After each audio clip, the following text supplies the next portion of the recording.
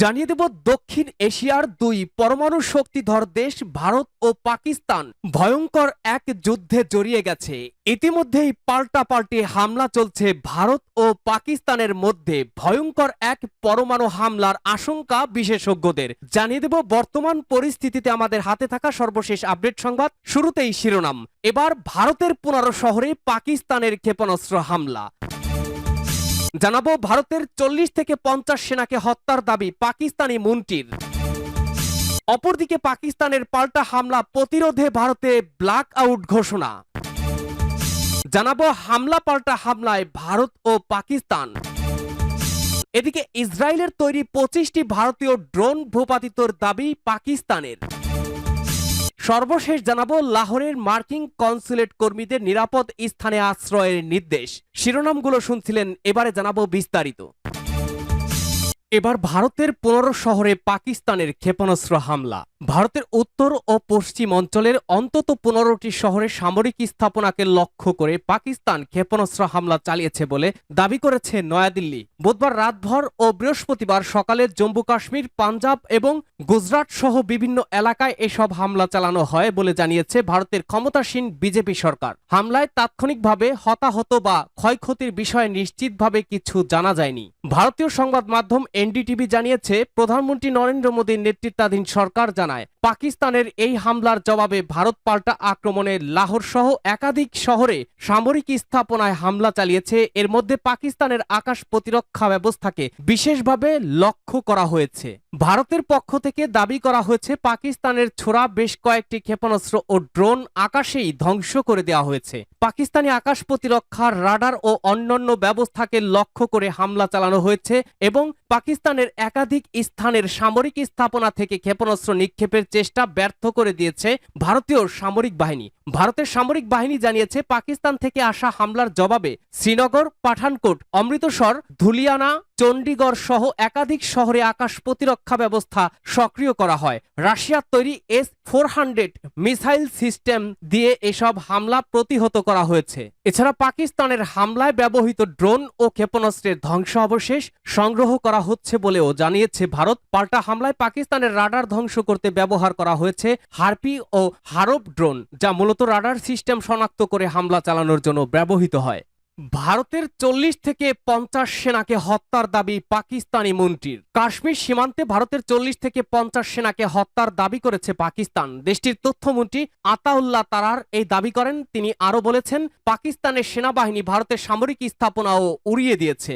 অন্যদিকে ভারতের হামলায় পাকিস্তানের নিহতের সংখ্যা শতাধিক বলে দাবি করেছে ভারতের প্রতিরক্ষা মন্ত্রী রাজনাথ সিং। বৃহস্পতিবার রাজনৈতিক দলগুলোর সঙ্গে করা বৈঠকে এমন তথ্য জানান তিনি। পেহেলগাঁও হামলার প্রতিশোধ নিতেই পাকিস্তানের অভ্যন্তরে বিমান হামলা চালায় বলে দাবি ভারতের। রাজনাথ সিং আরো জানিয়েছেন, ভারতের এই অপারেশন চলমান, অর্থাৎ যে কোনো হামলার জবাব দিতে দেশটি প্রস্তুত। এদিকে ভারতীয় ড্রোনের অনুপ্রবেশের আরো কতগুলো প্রচেষ্টা ব্যর্থ করে দেওয়ার দাবি করেছে পাকিস্তানের সেনাবাহিনী। দেশটির সেনাবাহিনী এক বিবৃতিতে দাবি করেছে, সফট কিল, কারিগরিভাবে ও হার্ড কিল অস্ত্রের মাধ্যমে পদ্ধতিতে রিপোর্ট লেখা পর্যন্ত 25টি ভারতীয় হারপ ড্রোন ভূপাতিত করা হয়েছে, যেগুলো ইসরায়েলের তৈরি। সেনাবাহিনী জানিয়েছে পাকিস্তানের ধ্বংস করা এসব ড্রোনের ধ্বংসাবশেষ দেশের বিভিন্ন স্থান থেকে সংগ্রহ করা হচ্ছে। পাকিস্তানের পাল্টা হামলার প্রতিরোধে ভারতে ব্ল্যাক আউট ঘোষণা। পাকিস্তান ও আজাদ কাশ্মীরের বেশ কয়েকটি শহরে ভারতীয় সেনাবাহিনী হামলার পর দুই দেশের মধ্যে চরম উত্তেজনা বিরাজ করছে। পাকিস্তানের পাল্টা হামলা ঠেকাতে এরই মধ্যে প্রস্তুতি নিতে শুরু করেছে ভারত। সীমান্তবর্তী রাজ্য রাজস্থান ও পাঞ্জাবে সর্বোচ্চ সতর্কতা জারি করা হয়েছে। পূর্ব প্রস্তুতির অংশ হিসেবে পাঞ্জাবের গুরুদাসপুরে সন্ধ্যারাত থেকে ব্ল্যাক আউট ঘোষণা করেছে প্রশাসন। ভারতীয় সংবাদ মাধ্যম টাইমস অফ ইন্ডিয়া জানিয়েছে, গুরুদাসপুর জেলায় আজ 8 মে রাত 9টা থেকে পরবর্তী নির্দেশ না দেওয়া পর্যন্ত সম্পূর্ণ ব্ল্যাক আউট ঘোষণা করেছে জেলা প্রশাসন। সীমান্তে ভারতীয় প্রতিক্রিয়ার জবাবে পাকিস্তানের ক্ষেপণাস্ত্র হামলার আশঙ্কায় এই পদক্ষেপ নেওয়া হয়েছে বলে জানিয়েছে স্থানীয় কর্তৃপক্ষ। ভারতীয় সংবাদ সংস্থা ANI দাবি করেছে, ভারতের পাল্টা হামলায় পাকিস্তানের লাহোরে স্থাপিত HQ-9 এয়ার ডিফেন্স মিসাইল লঞ্চারগুলো ব্যাপকভাবে ক্ষতিগ্রস্ত হয়েছে। এর আগে ভারতের অপারেশন সিঁদুরে সফরের আওতায় পাকিস্তান ও আজাদ কাশ্মীরে অন্তত 9টি সন্ত্রাসী ঘাঁটি ধ্বংস করা হয়। পাকিস্তানের আন্তঃবাহিনী জনসংযোগ পরিদপ্তর ISPR বলছে, ভারত বিভিন্ন ধরনের অস্ত্র দিয়ে পাকিস্তানের 6টি এলাকায় মোট 24টি আঘাত হেনেছে। জবাবে পাল্টা হামলা চালিয়েছে পাকিস্তানও। পাকিস্তান বিমান বাহিনীর পাল্টা হামলায় ভারতের 5টি যুদ্ধ বিমান, একটি ড্রোন এবং একটি ব্রিগেড সদর দপ্তর ধ্বংস করা হয়েছে। হামলা পাল্টা হামলার মধ্যেই রয়েছে ভারত ও পাকিস্তান। কাশ্মীরের পেহেলগ্রামে সন্ত্রাসী হামলার জেরে যুদ্ধে জড়িয়েছে ভারত পাকিস্তান। মঙ্গলবার দিবাগত মধ্যরাত থেকে এ হামলা শুরু করে ভারত, এরপর পাল্টা হামলা চালায় পাকিস্তান। সর্বশেষ গেল রাতেও পাল্টা হামলায় জড়িয়েছে দুই দেশ। বৃহস্পতিবার 8 মে ভারতীয় সংবাদ মাধ্যম NDTVর এক প্রতিবেদনে এ তথ্য জানানো হয়।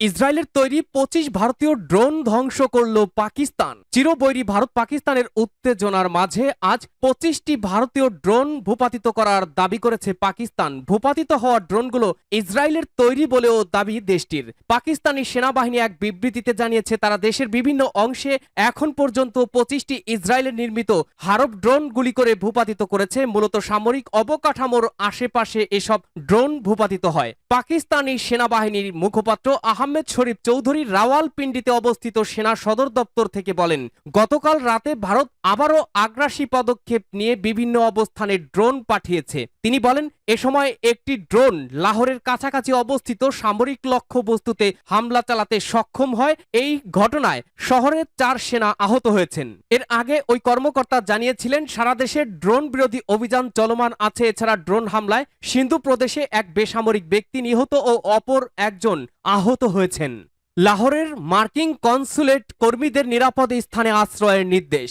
লাহোরে অবস্থিত মার্কিন কনসুলেট জেনারেল সব কর্মীদের নিরাপদ স্থানে আশ্রয় নেওয়ার নির্দেশ দিয়েছেন, যেহেতু লাহোর এবং তার কাছাকাছি ড্রোন বিস্ফোরণ এবং আকাশসীমায় সম্ভাব্য অনুপ্রবেশের খবর রয়েছে। কনসুলেটের ওয়েবসাইটে প্রকাশিত এক বিবৃতিতে বলা হয়েছে, লাহোরের প্রধান বিমানবন্দরের নিকটস্থ কিছু এলাকা কর্তৃপক্ষ খালি করেছে বলেও প্রাথমিকভাবে কনসুলেট প্রতিবেদন পেয়েছে।